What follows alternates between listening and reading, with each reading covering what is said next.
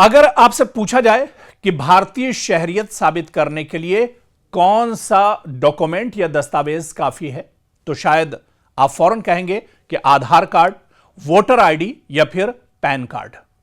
लेकिन जरा ठहरिए, कलकत्ता हाईकोर्ट के एक हालिया फैसले ने इस आम तस्वुर को चैलेंज कर दिया है। अदालत ने वाज़ेह किया है कि वोटर आईडी या फिर आधार कार्ड, पैन कार्ड या सिर्फ बैंक अकाउंट का होना किसी शख्स की भारतीय शहरियत का हतमी सबूत नहीं माना जा सकता। आखिर अदालत ने ऐसा क्यों कहा? इस फैसले का कानूनी मतलब क्या है और क्या इससे आम शहरियों को परेशानी होने की जरूरत है या परेशान होने की जरूरत है?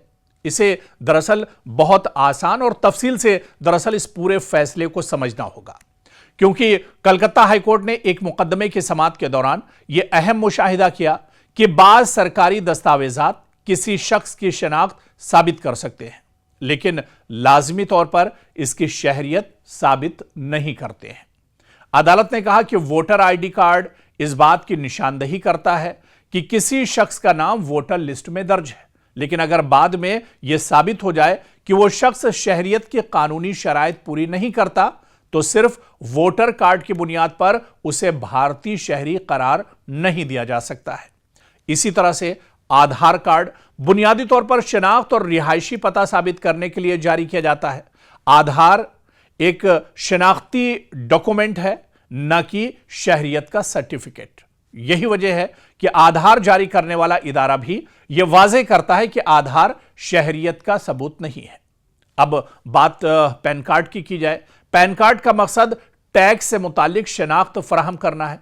इसे इनकम टैक्स के मामलात में इस्तेमाल किया जाता है, इसलिए यह भी शहरियत साबित करने वाले डॉक्यूमेंट, यह भी एक तरह से दस्तावेज नहीं है।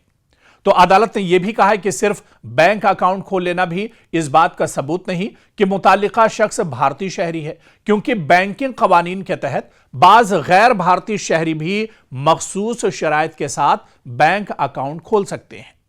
दरअसल यहां एक अहम बात समझना जरूरी है, क्योंकि अदालत ने यह नहीं कहा कि आधार, वोटर आईडी या पैन कार्ड बेकार हैं या इनकी कोई कानूनी हैसियत नहीं है। इन तमाम डॉक्यूमेंट्स, इन तमाम दस्तावेजात की अपनी अपनी कानूनी अहमियत है, लेकिन शहरियत के सवाल पर अदालत ने वाज़ेह किया कि इन पर अकेले इन्हिसार नहीं किया जा सकता है। इन पर सिर्फ इन्हीं डॉक्यूमेंट्स पर डिपेंड नहीं रहा जा सकता है। कानूनी जो जानकार हैं उनके मुताबिक भारतीय शहरियत का तयन शहरियत एक्ट यानी 1955 और इससे मुतालिक कवानीन के तहत किया जाता है। मुख्तलिफ मामलात में पैदाइश, वालिदैन की शहरियत, रजिस्ट्रेशन, नेचुरलाइजेशन या दीगर सरकारी रिकॉर्ड जैसे दस्तावेजात को देखा जा सकता है। हर केस के हकायक और दस्तयाब शवाहिद की बुनियाद पर दरअसल फैसला किया जाता है।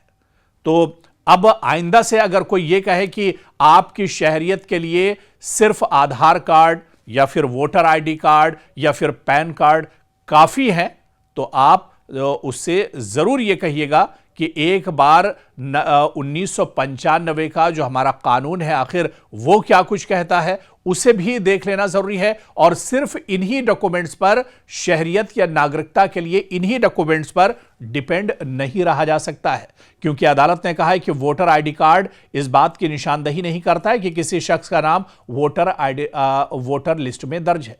अगर बाद में यह साबित हो जाए कि वो शख्स शहरियत के कानूनी शराइत पूरे नहीं करता है, तो सिर्फ वोटर कार्ड की बुनियाद पर उसे भारतीय शहरी करार नहीं दिया जा सकता है। और इसी तरह से दूसरे जो डॉक्यूमेंट्स हैं उनका भी मामला कुछ इसी तरह से है। और अदालत ने यह भी कहा है कि सिर्फ बैंक अकाउंट खोल लेना भी इस बात का सबूत नहीं है कि मुतालिका शख्स भारतीय शहरी है, क्योंकि बैंकिंग कवानीन के तहत बाज गैर भारतीय शहरी भी मखसूस शराइत के साथ बैंक में अकाउंट खोल सकते हैं।